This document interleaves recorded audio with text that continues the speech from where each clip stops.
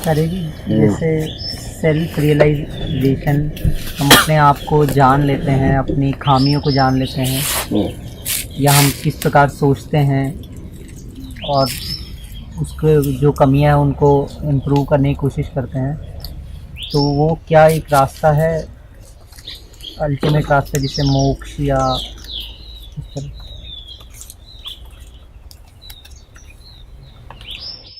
तुम कह रहे हो कि क्या आत्मज्ञान का मतलब है अपनी खूबियों और खामियों इत्यादि को जानना, और पूछ रहे हो कि क्या उस रास्ते से मुक्ति, लिबरेशन मिल सकता है। देखो, जब जाना जाता है तब सिर्फ जाना जाता है, तब खूबी या खामी को नहीं जाना जाता। जब जाना जाता है तब सिर्फ जाना जाता है। एक और तो तुम कह रहे हो कि मुझ में खामी है, तभी तो तुमने खामी को जाना। और अगर तुम में खामी है तो तुम कैसे आश्वस्त हो कि तुमने जो निष्कर्ष निकाला उसमें खामी नहीं है? इसीलिए खूबी या खामी का फैसला तुम हमेशा बाद में करोगे, याद करके करोगे। घटना बीत गई, उसके 2 घंटे बाद स्मृति को लेकर विश्लेषण करोगे और फिर कहोगे ये जो मैंने किया इसमें मेरी खामी थी, गलत हो गया। जब भी कुछ घटना के बाद किया जाता है तो वो घटना की स्मृति भर के साथ किया जाता है, ठीक है ना। और स्मृति को मन अपने रंगों में रंग लेता है। तुम पर दो तरफा चोट पड़ रही है, घटना बीत गई, घटना के बीतने के बाद तुम घटना का विश्लेषण कर रहे हो। पहली बात, घटना क्या थी अब ये तुम्हें ठीक ठीक याद नहीं, क्योंकि जो घटना घटती है वो बहुत बड़ी होती है और मन उसके कुछ छोटे से हिस्से ही याद रखता है या याद रखना चाहता है। जो सब कुछ हुआ क्या वो तुम्हें याद रह सकता है? जो कुछ हुआ वो कभी तुम्हें पूरा याद नहीं रह सकता, ना पूरा याद रह सकता है, ना तुम पूरा याद रखना चाहते हो। तुम उसमें से अपने मतलब भर का याद रखना चाहते हो, ठीक है। तो जब तुम कहोगे कि घटना के बीतने के बाद मैं घटना का विश्लेषण कर रहा हूं और उसमें से अपनी खूबी खामी इत्यादि पता कर रहा हूं, तो पहली चूक तो यहीं पर हो गई कि तुम अब जिस घटना का विश्लेषण कर रहे हो वो घटना कभी घटी ही नहीं थी। हुआ कुछ और था, याद तुम्हें कुछ और है। स्मृति बहुत बड़ा धोखा है। न सिर्फ तुम कम याद रखते हो बल्कि तुम अपने अनुसार याद रखते हो। और इतना ही नहीं कि तुम सिर्फ घटना में से कुछ घटा देते हो, कुछ कम कर देते हो कि मैं पूरा नहीं याद रख पाया। खौफनाक बात यह है कि तुम घटना में से सिर्फ घटाते नहीं, कुछ जोड़ भी देते हो उसमें। जो हुआ ही नहीं वो भी तुम्हें याद आ जाता है। घटना कुछ घटी थी, उसका बहुत सारा हिस्सा तुम याद रखोगे ही नहीं, क्योंकि याद रखा तो असुविधा होगी। और तुम वो भी याद रख लोगे जो घटा ही नहीं और उसको अपनी ओर से तुम घटना में जोड़ दोगे, और कोई तुम्हारी इस चूक को बता नहीं सकता, क्योंकि कोई प्रमाण तो है नहीं कि क्या घटा और क्या नहीं घटा। अब तुम्हें जो याद है तुम्हारे अनुसार वही घटना घटी थी। अब तुम्हें जो याद है तुम्हारे अनुसार वही घटना घटी थी। एक आदमी के घर चोरी हो गई, उसे अपनी अंगूठी नहीं मिल रही है। वो ढूंढ रहा था घर में, उसे मिली नहीं। वो थक करके बाहर आकर के अपने लॉन में बैठ गया। वहां उसका माली काम कर रहा है।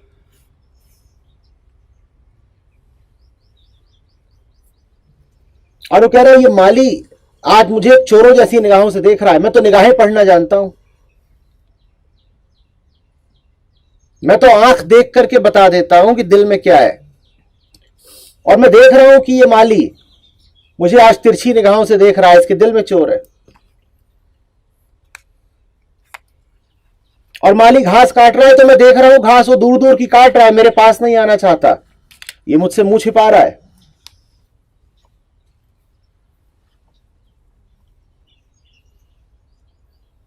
और आज इसकी चाल भी बदली हुई है। हमेशा जरा इसकी चाल में सरलता होती थी, आज मैं देख रहा हूं टेढ़ा टपड़ा चल रहा है।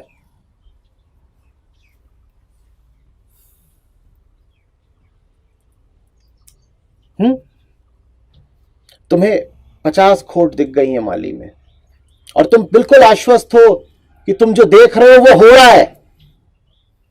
तुमने माली की निगाहें पढ़ ली कि ये तो चोर है और ये मेरा बुरा करना चाहता है, बुरा इसने कर ही दिया है। थोड़ी देर में बैठे बैठे तुम्हें याद आता है कि वो अंगूठी तुम तकिया के नीचे रखाए हो। तुम जाते हो, तुम उस अंगूठी को उठाते हो, तुम बाहर आते हो, माली बदल चुका है। तुम कहते हो ये तो सीधा साधा आदमी है, वही कल वाला मेरा भोला सरल माली। और अभी तक तुम्हें दिख गया था कि ये माली मुझे तिरछी निगाहों से देख रहा है। और कोई तुमसे पूछता कि सबूत क्या है तुम्हारे पास, तुम कहते सबूत हम समझा नहीं पाएंगे, हमारे दिल से पूछो। हमने देखा है कि ये हमें घूर रहा था, चोर था इसके दिल में। अब देख रहे हो कि स्मृति तुमसे 2 गलतियां करवा रही है। पहली, वो तुम्हें भुलवा रही है कि अंगूठी कहां है। पहली गलती क्या हुई? भूल गए अंगूठी। कि तुम भूल गए, घटना में से कुछ हिस्सा तुम्हें याद ही नहीं है।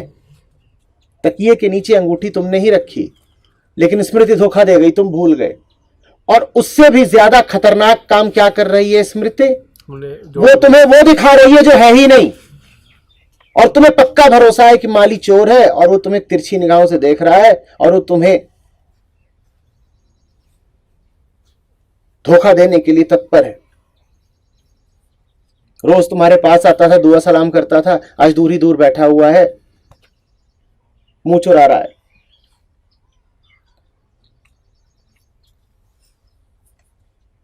बात समझ रहे हो? तो अपने आप को स्मृति के माध्यम से जब भी देखना चाहोगे फंसोगे। चूक हो गई। हमने कहा 2 तल पे चूक होती है। पहली तो यह कि स्मृति धोखा है। कभी अपने पर यकीन मत करना कि तुम्हें जो याद है वही हुआ था ना। ये बात बहुत अजीब लगेगी, तुम कहोगे हम बुद्धू हैं क्या कि जो हुआ ही नहीं वो भी हमें याद आ रहा है, और हमें साफ साफ याद आ रहा है कि ऐसा हुआ ऐसा हुआ ऐसा हुआ ऐसा हुआ। वो हुआ ही नहीं। ऐसा ही होता है। अहंकार अपने आप को बचाने के लिए झूठी स्मृति भी गढ़ता है। काम की चीजें पकड़ लेता है, और काम की चीजों में जो बीच में रिक्त स्थान है उन्हें वो खुद ही भर देता है। क्यों भर देता है रिक्त स्थान? ताकि उसने जो कल्पना गढ़ी है उसमें विश्वसनीयता आ सके।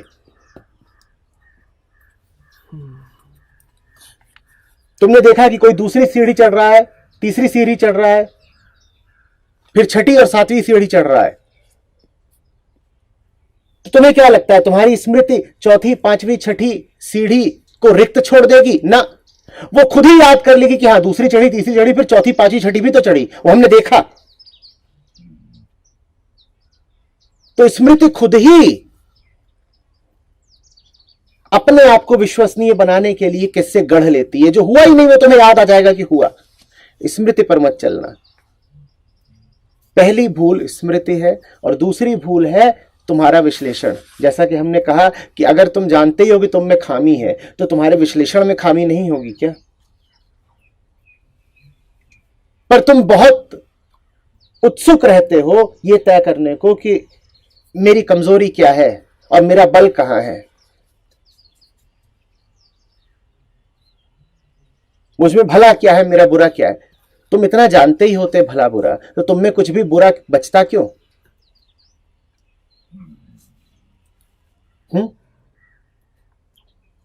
इसीलिए जानना कभी घटना के बाद न हो। बैठ करके याद कर करके आत्मज्ञान नहीं होता। अतीत की स्मृतियों में डूबे रह करके आत्मज्ञान नहीं होता। आत्मज्ञान तत्काल तत्क्षण होता है, उसी समय। चोर को रंगे हाथों पकड़ा तो पकड़ा, बाद में उसके तुम किस्से गढ़ो और कविताएं गाओ तो चोरी तो हो चुकी। चोर को रंगे हाथों पकड़ा तो पकड़ा, बाद में उसे याद करके चाहे तुम कविता कहो और चाहे छाती पीटो, चोरी तो हो चुकी। आत्मज्ञान ठीक उसी समय है जब घटना घट रही है। बाद में याद किया तो कहलाती है स्मृति, और उसी समय देख लिया तो कहलाता है ध्यान। बाद में याद किया तो कहलाती है स्मृति, और स्मृति के साथ हजार झंझट है, अभी उनकी चर्चा करी हमने। बाद में याद किया तो स्मृति, स्मृति के भरोसे मत जीना। स्मृति ऐसे ऐसे धोखे देती है, तुम मासूम हो, तुम्हें पता ही नहीं चलेगा। तुम्हें यही लगता रहेगा जीवन भर कि ये माली चोर है, और जीवन भर तुम उसके दुश्मन बने रहोगे।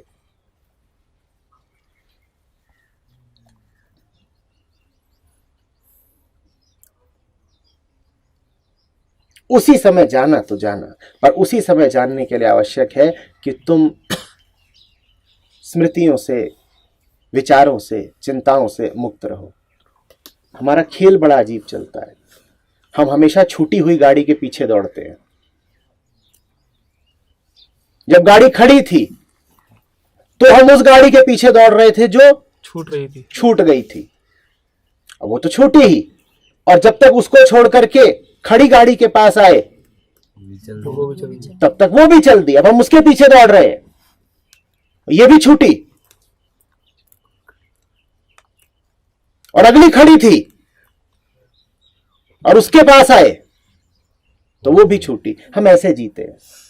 हम हमेशा छूटती गाड़ियों के पीछे दौड़ते रहते हैं, और हमें ले जाने के लिए कोई ना कोई गाड़ी वर्तमान में लगातार खड़ी हुई है, पर उस पर हमारा ध्यान नहीं है। हमारा ध्यान सदा उस गाड़ी पर है जो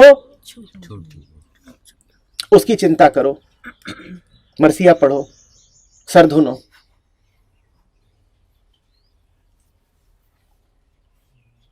और ये ना देखो कि उसको रो रो करके तुम गवाएं दे रहे हो उसको जो सामने प्रस्तुत है, खड़ा हुआ है। आत्मज्ञान है खड़ी हुई गाड़ी में बैठ जाना। जो सामने है उसको देख लो। और आत्मज्ञान में बिल्कुल नहीं पता चलता कि हम में क्या खोट है और क्या खूबी।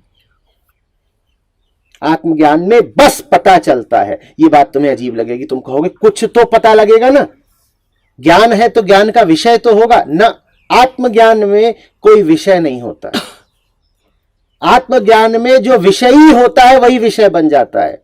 समझो, आमतौर पर जब ज्ञान होता है तो ज्ञान होता है बाहर की किसी वस्तु का, और ज्ञाता कौन होता है? तुम। और आत्मज्ञान में जो ज्ञेय है, जो विषय है ज्ञान का, वही कौन हो गया? तुम। तो ज्ञाता और ज्ञेय दोनों तुम ही हो गए। तुम ही जान रहे हो। किसको जान रहे हो? तुम ही को।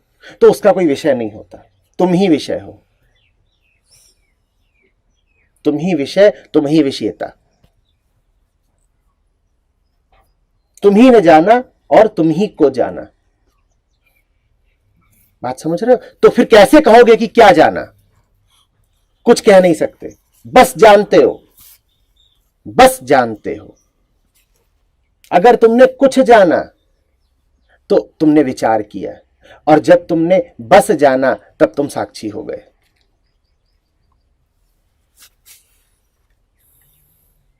इसीलिए मैं तुमसे कहता हूं बार बार कि तुम बस सुनो।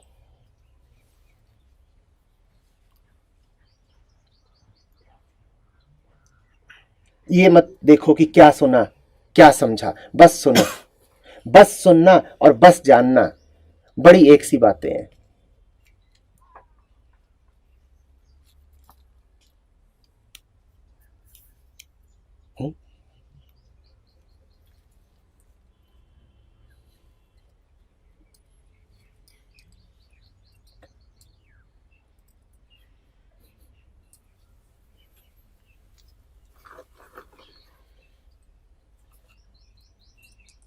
चलो जी, भजन को समझ के गाने में भी क्या वही चीज होती है?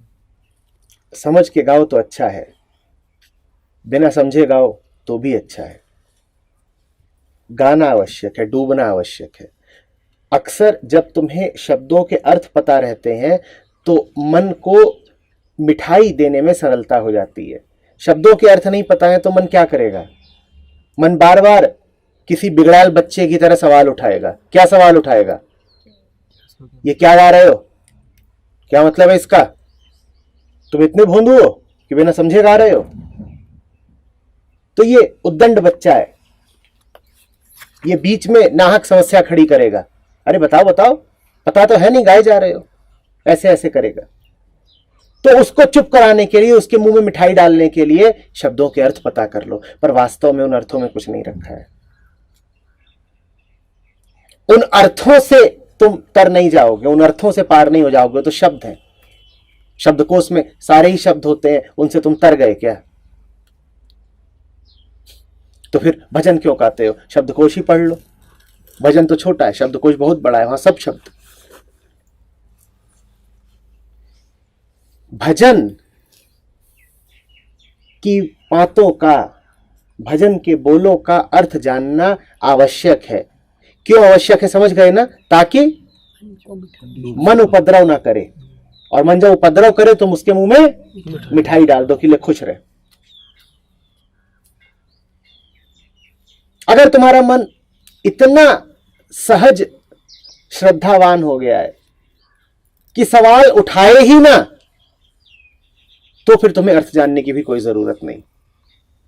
तब किसी भी भाषा का भजन हो, तुम बस डूब जाओ उसमें, और तुम्हें परवाह भी मत करो कि भजन है या क्या है। पर हमारा मन ऐसा सहज विश्वासी नहीं होता नहीं। तो इसलिए आवश्यक है कि तुम पूछ पूछ के, समझ समझ के एक एक शब्द का अर्थ जान लो, ताकि फिर जब मन आपत्ति उठाए तो तुम कहो क्यों आपत्ति उठा रहा है, देख इसका ये अर्थ है और बहुत अच्छा अर्थ है। तो फिर मन को चुप होना पड़ेगा। तो अब मन चुप हो गया, मन चुप हो गया, तुम डूब गए।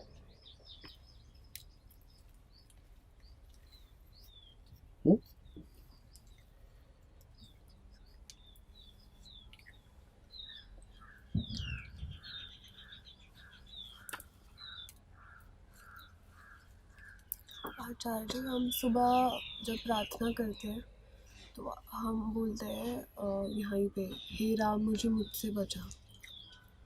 तो ये जब मैं जब बोलती हूँ ये, तो एक अजीब सी क्राई फॉर हेल्प वाली फील होती है ना, वो होती है। तो जब हम बोलते हैं मुझे मुझसे बचा, तो क्या ये सिर्फ प्रार्थना ही कर सकते हैं हम खुद से बचाने के लिए? हम भी कुछ कर सकते हैं इसके लिए? तुम यही कर सकते हो कि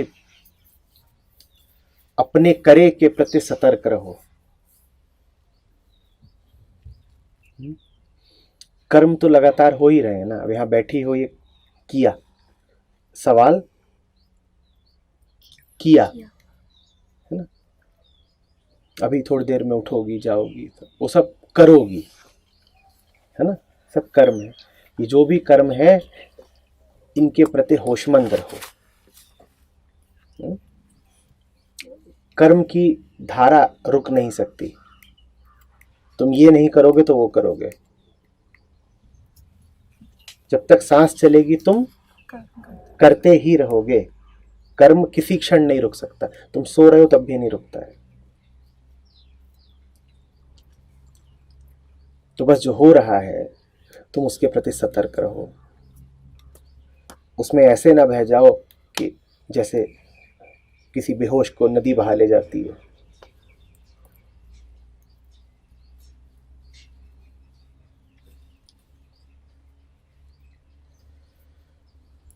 तो हमारा सबसे बड़ा दुश्मन क्या हम खुद ही हैं?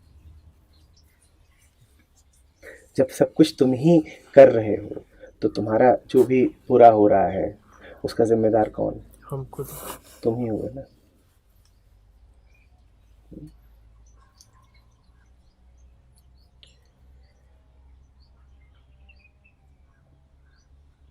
और वो बात ज़्यादा त्रासद इसलिए हो जाती है क्योंकि ये दुश्मनी आवश्यक नहीं थी। कोई ज़रूरी नहीं था कि तुम अपने दुश्मन बनो। कोई ज़रूरी नहीं था कि तुम जैसे कर रहे हो वैसे ही करो। कोई ज़रूरी नहीं था कि तुम्हारे भीतर जो कर्ता बना बैठा है वही करता रहे। जो वास्तविक करतार है वो भी करता हो सकता था, पर तुमने उस पर भरोसा ही नहीं किया। तुममें दोनों बातें पर्याप्त और एक सी मात्रा में है। पहली बात, करतार पर अश्रद्धा, और दूसरी बात खुद पर अकड़ और भरोसा। ये दोनों ही बड़ी पर्याप्त है तुममें। इतनी है कि बड़े से बड़ा जहाज डुबो दे, तुम्हारी तो छोटी सी नाव है। जितना तुम्हें असली पर अविश्वास है उतना ही तुम्हें अपने पर भरोसा है।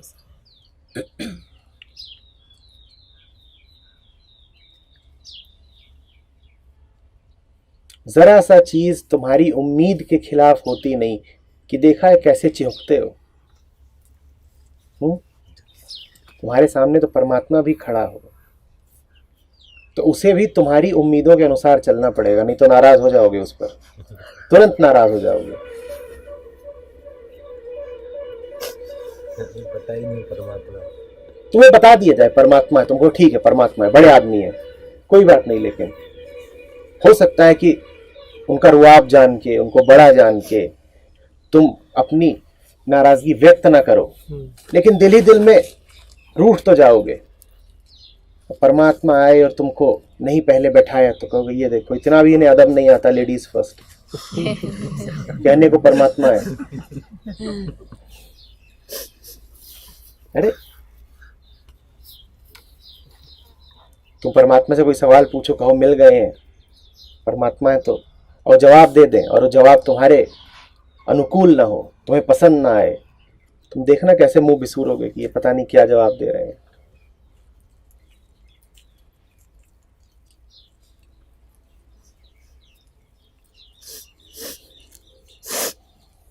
देखते नहीं हो, चिल्लाते हो हे भगवान ये तूने क्या किया, जैसे उसने कुछ गलत कर दिया हो। यही तो कहते हो कि तूने कुछ गलत कर दिया, हे भगवान ये तूने क्या किया। पर हम ये भी तो पढ़ते हैं कि सब करा धरा भगवान के डिसीजन किस्मत। हाँ, पर सब करा धरा भगवान का दो तरीके से होता है। एक तो ये कि भगवान स्वयं करे, वो हम उसे करने की इजाज़त नहीं देते, और दूसरा ऐसे कि भगवान की माया करे, वो होता है। जब तुम सीधे सीधे अपने आप को परम के हाथों सौंप देते हो तो इसमें तुम्हारे लिए आनंद है, शांति है। और जब तुम अपने आप को परमात्मा के हाथों नहीं सौंपते तब भी किसी और के हाथों तो सौंपते ही हो, तब तुम अपने आप को जिसके हाथों सौंपते हो उसका नाम है माया। वही माया तुम्हारे भीतर अहंकार बन के बैठती है। माया में तुम्हारे लिए ना आनंद है, ना शांति है, अपितु दुख है। जब तुम अपने आप को माया को सोचते हो तो सौंपते हो तो खुश हो जाते हो, सोचते हो चलो भगवान से बच गए। तुम ये भूल जाते हो कि माया भी किसकी है, भगवान की ही है। तो ये तुमने बड़ा गलत काम कर लिया। जिससे बचना चाहते थे उससे बचने का तो कोई तरीका नहीं, तो बच पाए भी नहीं। किससे बचना चाहते थे, परमात्मा से, उससे बच तो पाए नहीं। माया के हाथों भी अगर खिलौना बने तो किसके हाथों पड़े, परमात्मा के ही हाथों पड़े। पर अगर सीधे सीधे परमात्मा को खुद को सौंप देते तो आनंद पाते, और माया के हाथों अपने आप को सौंप दिया तो दुख पाओगे।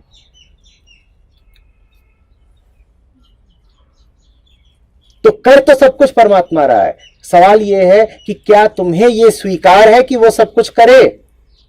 तुम्हें यह स्वीकार ही नहीं होता ना वो सब कुछ करे। तुम अपनी चलाना चाहते हो, वास्तव में तुम्हारी कभी चलती नहीं, लेकिन अपनी चलाने की कोशिश में तुम अपने लिए दुख खूब जुटा लेते हो। बात समझ रहे हो? होगा तो वही जो उसके विधान में है, पर तुम्हें उसका विधान मंजूर कहां है? तुम्हें तो अपना विधान चलाना है। जब तुम्हें अपना विधान चलाना है, इसी को माया कहते हैं। अपना विधान चलाना चाहोगे, तुम्हारा चलेगा? चलेगा नहीं, लेकिन चलाने की कोशिश में दुख पालोगे। यही मूर्खता है, यही माया है।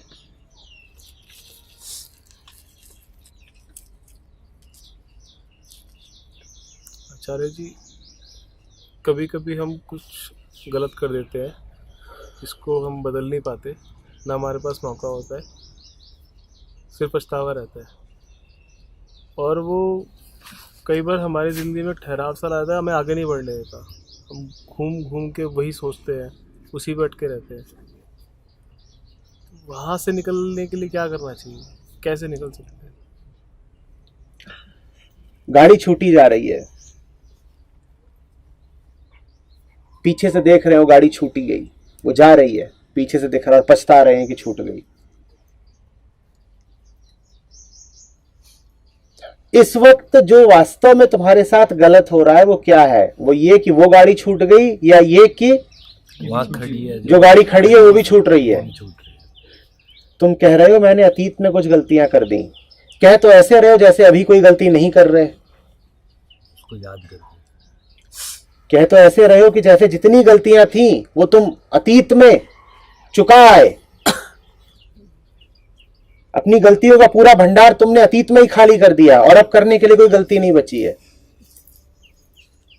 अतीत में तुमने 2 गलतियां करी होंगी, अभी तुम 4 कर रहे हो। तुम्हारा ध्यान उनकी ओर जरा भी नहीं है। क्यों नहीं उनकी ओर ध्यान है? क्योंकि तुम खोए हुए हो अतीत के पछतावों में। अतीत की गलतियां याद कर करके तुम्हें दिख ही नहीं रहा है कि ठीक अभी तुम कितनी बड़ी गलती कर रहे हो। जो अभी गलतियों से खाली हो गया हो, आजाद हो गया हो, वो अतीत की बात करे तो ठीक, भली बात। पर ठीक जिसके सामने अभी 50 गलतियां खड़ी हो, वो पीछे की गलतियों की बात कैसे कर सकता है? बोलो। गोलकीपर खड़ा याद कर रहा है कि पिछला गोल कैसे खाया था। अरे मैच खत्म हो गया है क्या? जवाब दो। मैच खत्म हो गया है। जब तक सांस चल रही है चल रहा है, मैच चल रहा है। और गोलकीपर क्या खड़ा याद कर रहा है? कि पिछला गोल कैसे खाया था, बड़ी गलती कर दी। अगला ही खाएगा ऐसे। तू पछताना ही चाहता है, तुझे पछताने को 1 गोल और मिलेगा। तू अभी और पछता, फिर 1 गोल और मिलेगा। तेरा पछताने में ही रस है ना, तो तुझे पछताने के लिए पर्याप्त कारण दिए जाएंगे। मैच खत्म हो गया है तो पिछले गोल की क्यों याद कर रहे हो कि खा लिया, पिछला गोल हो गया, पिछला गोल हो गया। यहां किसी भी क्षण पुनः गोल हो सकता है। वो देखो, वो चला आ रहा है फॉरवर्ड, वो फिर मारेगा गोल और तुम खोए हुए हो पुराने ख्वाबों में।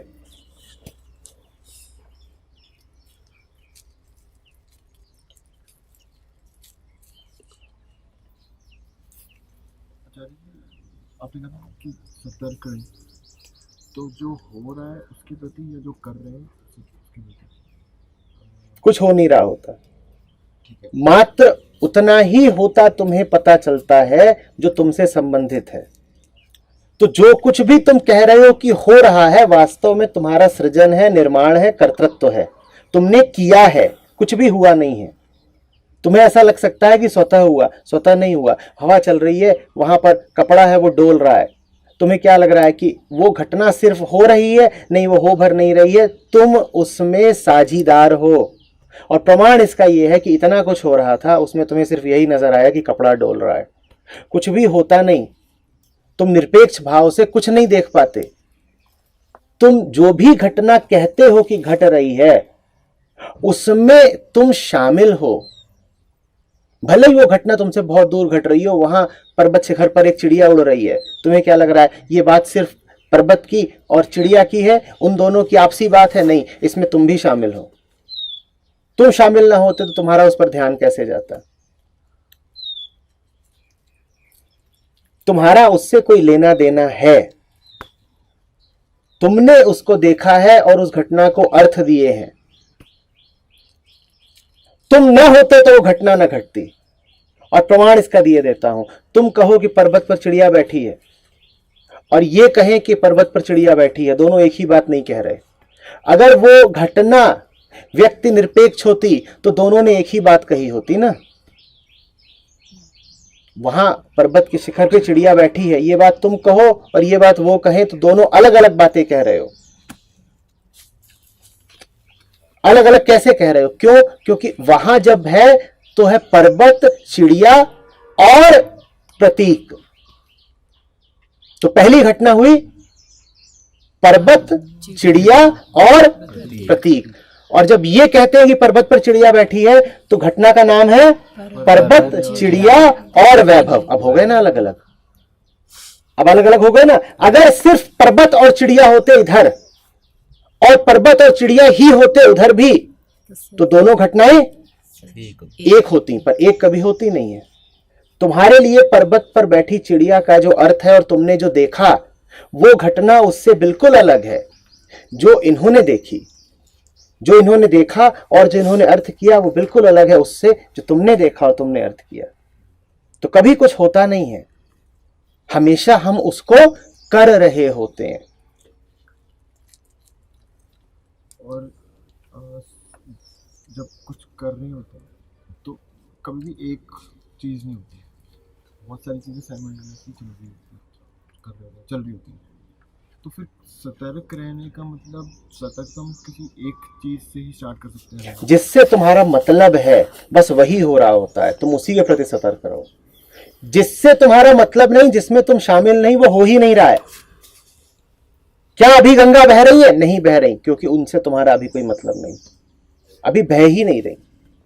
सिर्फ वही हो रहा है जिससे तुम्हारा मतलब है। क्या अभी अमेरिका और रूस में कुछ हो रहा है? ठीक इस पर नहीं, कुछ भी नहीं हो रहा। क्यों नहीं हो रहा? क्योंकि उससे तुम्हारा कोई मतलब नहीं। ये बात तुम्हें अजीब लगेगी पर इसे समझो। अभी न गंगा बह रही है न अमेरिका और रूस में कुछ हो रहा है। वहां तभी कुछ होता है जब तुम्हारा उससे कुछ अर्थ, कोई प्रयोजन होता है, अन्यथा कुछ नहीं होता। दुनिया बस उतनी है जितनी तुम्हें दिख रही है, पता लग रही है, जितने से तुम्हारा सरोकार है। तुम बस उतने के प्रति सतर्क रहो। बाकी से तुम्हें जब लेना ही देना नहीं तो काहे की सतर्कता? उसमें भी बहुत सारी चीजें, उसमें बहुत सारा नहीं होता। वो छोटा पल एक होता है जिसमें तुम एक चीज से जुड़े होते हो और उसके तुरंत बाद एक अगला पल आ जाता है जिसमें तुम किसी अगली चीज से जुड़े होते हो। पर एक समय में जुड़े तुम एक ही चीज से होते हो। दिक्कत बस ये है कि जिससे तुम जुड़े होते हो उससे जुड़ने का समय, उससे जुड़ने का कालखंड तुम्हारा बहुत छोटा होता है। मन के बहुतक रंग है, पल पल पल पल पल पल पल पल पल पल पल पल पल पल बदल देता है। पर एक क्षण में एक ही रंग होता है और एक क्षण से मेरा आशा एक सेकंड नहीं है, पल सेकंड का भी करोड़वां हिस्सा है।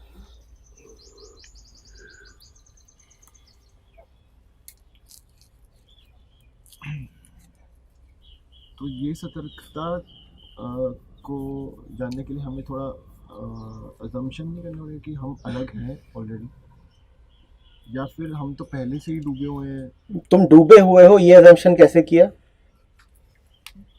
मैं डूबा हूं ये अजम्पशन नहीं है, ये तो यथार्थ है। और मैं अलग हूं ये अजम्पशन है। तालियां। देखो मन की हालत। मैं डूबा हुआ हूं, मैं लिप्त हूं, इसमें कोई मान्यता नहीं है। इनके अनुसार ये तो यथार्थ है, तथ्य है। और मैं अलग हूं, जरा निरपेक्ष हूं, थोड़ा तटस्थ हूं, ये उनके अनुसार क्या है? मान्यता है, एजम्पशन है। एजम्पशन तो झूठ होता है। देख रहे हो हालत मन की? बात उल्टी है। तुम लिप्त हो ये तुम्हारी मान्यता है, ये एजम्पशन है।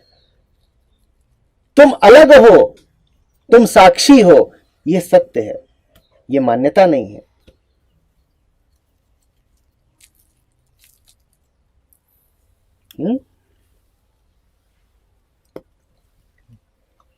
गुरुजी जैसे अभी बात करते करते चिड़िया पर्वत ऐसे ऐसे तो मन वहाँ भटक जाता है, उसको कैसे? कुछ नहीं कर सकते, देखो कि चला जाता है। और इससे मतलब जैसे आप बोल रहे थे बीच में तो मन वहाँ चला गया पर्वत पे, आपकी बात कुछ सुनी कुछ नहीं सुन पाया। जिस क्षण मन पर्वत पर गया और तुमने देखा अरे ये तो पर्वत पे जाके बैठ गया, वो क्षण है जब बिजली कौंधेगी और तुम जान जाओगे कि ऐसे जी रहा हूं मैं। वो तो हो जाता है कि भाई वापस आ बहुत जाए। बहुत है। वापस आने की भी चेष्टा इत्यादि ना करो। जो हुआ है वही शिक्षा से इतना भरपूर है कि उसके बाद तुम्हें अब कोई निर्णय लेने की जरूरत नहीं। मैं निर्णयों से बड़ा घबराता हूं, क्योंकि जहां तुमने निर्णय ले लिया वहीं तुमने खेल खत्म कर दिया। उसके आगे तुम कहते हो कि अब कुछ जानने की जरूरत ही नहीं, हो गया निर्णय। और जानने की जरूरत बहुत है।